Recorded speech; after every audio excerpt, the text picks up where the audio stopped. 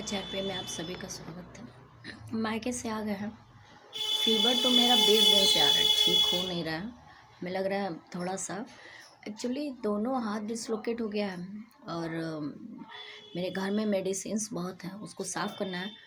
मच्छर भी बहुत हो गया है। हम गए थे तो देखे कि ज़मीन पे हम सोते हैं, नीचे ठंडी में 3 या 4 कंबल बिछाए थे, उसके ऊपर 3 या 4 कंबल ओढ़े थे। रजाई क्योंकि हम खींच के निकाल के धूप में ले जाके डाल नहीं पाए।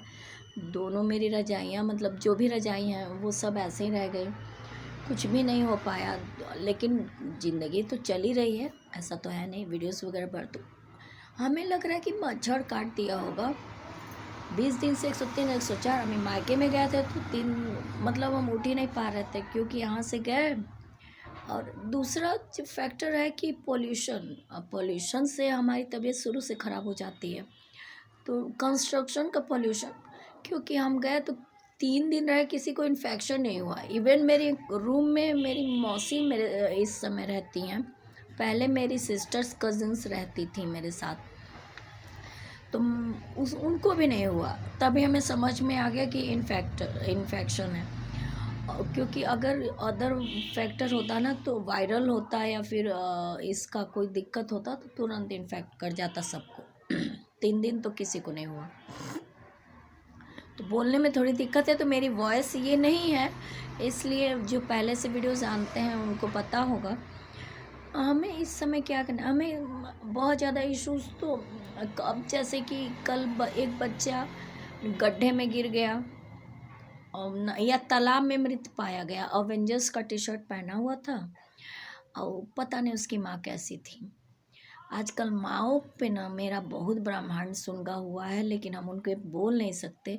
तो हम अपनी मम्मी के विषय में स्टोरी अड्डा 777 पे श्रीमती जगदम्बा शुक्ला कुछ मैटर्स डाल रहे हैं, क्योंकि अगर बोलने से ज़्यादा ना आप कर्म करके समझाइए, वो ज़्यादा बच्चे समझेंगे। और तारीफ़ करनी नहीं पड़ती है। यदि बच्चा आपका गाली भी देगा ना और सही जगह देगा तो समझ में आएगा कि वो गाली बहुत सही दिया है और सही जगह है। लेकिन गाली में भी एक होता है बहुत अश्लील और एक होता है ऑन स्पॉट उस व्यक्ति को उस गाली में डिफाइन करना, तो डिफरेंस है। तो गाली तो हम नहीं सपोर्ट करते कहेंगे, क्योंकि मेरी माँ तो जनरली मुंह से लोग निकाल देते हैं ना। अभी छोटा बच्चे कुत्ते और पता नहीं क्या क्या बोल रहे थे, मेरी माँ कभी हमको इस तरह भी शब्द नहीं बोली हैं। तो हम नहीं जानते कि माएँ गाली भी देती हैं, लेकिन हम देते हैं। हम 2025 से कायदे से देते हैं, जब तक मेरा जी जलना बंद नहीं होगा। हाँ, जो बच्चे अडॉप्ट करेंगे उनको नहीं देंगे। जो लतखोर टाइप के हैं वो कहा जाता है बिन भय प्रीत न होहि, और जो जैसा देवता रहता है उसको वही फूल चढ़े तो ज़्यादा अच्छा होता है। ये थोड़ा हमें देर में समझ में आया। अब कभी कभी टेंस हो जाते हैं, मूड भी ख़राब हो जाता है, मुँह से गलत वर्ड निकल जाए तो अब बात ये है कि हम देखे मेरे मामा की डेथ एम्स में हो गई।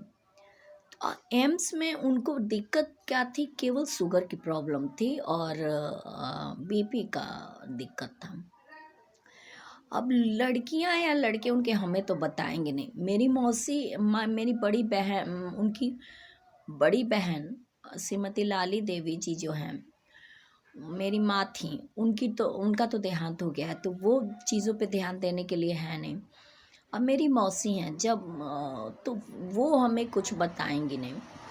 तो उनका डेथ कैसे हुआ, एम्स में तो गए थे ना वो, हमें बस इतना पता चला कि मामा की डेथ हो गई है 17 तारीख को। अब वो एम्स में भर्ती थे और हमें यकीन नहीं हुआ कि वहाँ के डॉक्टर इतने मतलब नॉलेज से विहीन है कि वो उनका कर ही नहीं पाए। जब जब हमें पता चलता है कि छोटी छोटी बीमारियों पे लोग मर रहे हैं ना, तो हम अपने को लेकर टेंस हो जाते हैं, क्योंकि हमको बहुत सारी प्रॉब्लम्स हैं।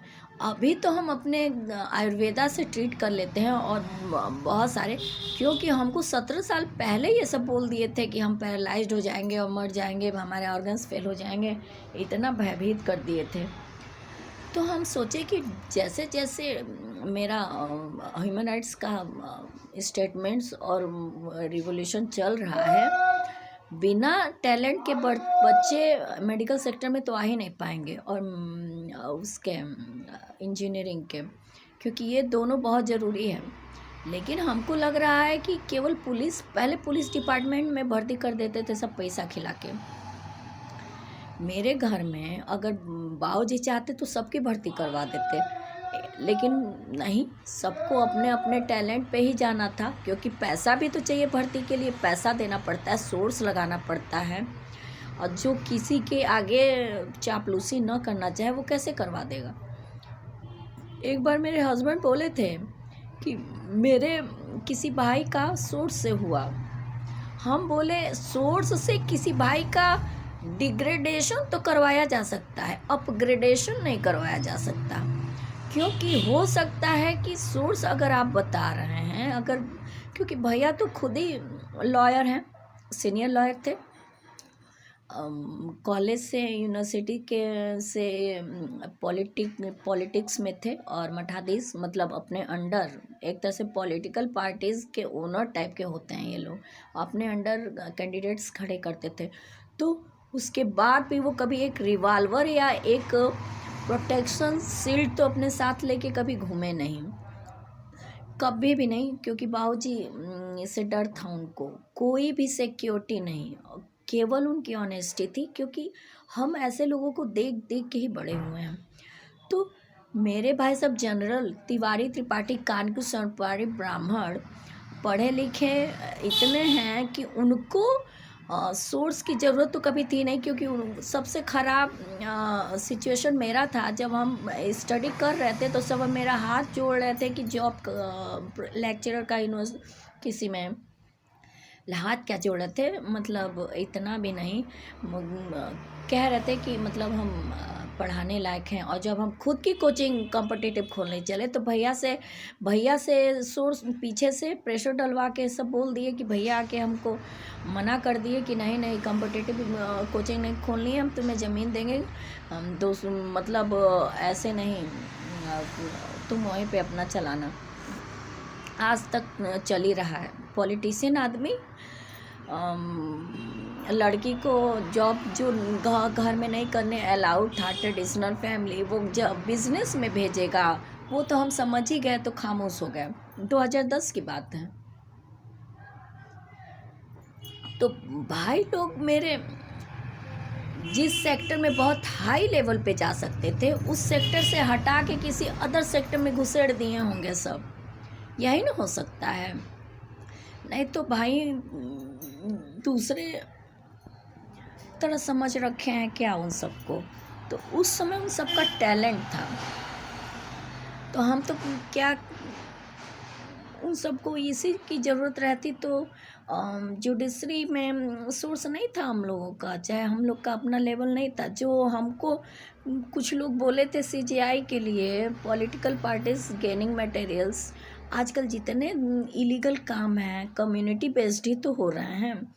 उस समय 2008 से 2013 के बीच, 13 में तो मेरी शादी हो गई थी, तो मेरे पास शब्द नहीं, एविडेंस ज़्यादा होते हैं, साक्ष्य ज़्यादा होते हैं। तो हम बस ये कह रहे हैं कि आज भी कुछ युवा जो को जा रहे हैं पार्लियामेंट में, लेजिस्लेचर में, तो वो उन्हीं मुद्दे को उठा रहे हैं जो पहले 2008 से 2013-14 के बीच उठ चुके हैं। 2015-2018 तक अदर भी मैटर्स के काम हुए हैं। तो हम सोच रहे हैं कि आज भी क्या वो मुद्दे पूरी तरह ख़त्म नहीं हुआ। जीरो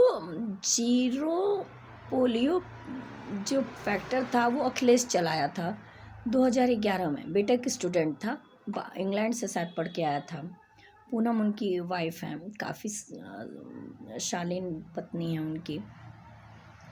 उसके बाद देखा जाए और भी ऐसे बहुत सारे काम हैं। और एम्स में हम अपनी गर्दन जैसे पीछे वो है, मेरा स्लीप है, इसमें हमें अपना सर्जरी करवानी है, 2 कंधे डिसलोकेट है। अभी तो डॉक्टर सब बहाना मार देते हैं, कुछ नहीं हुआ है, फ्रोजन शोल्डर है, हिलाइए जितना हम हिलाए उतने फ्रैक्चर होके लटक गया, पैरालाइज्ड हो गया मेरा हाथ। इस वजह से हमें ठीक करने में 2 साल लग गए, उसको जोड़ने में। हम आयुर्वेदा के मेडिसिन से जुड़े और काम तो जैसे अब ये होता है, पहले तो प्रणाम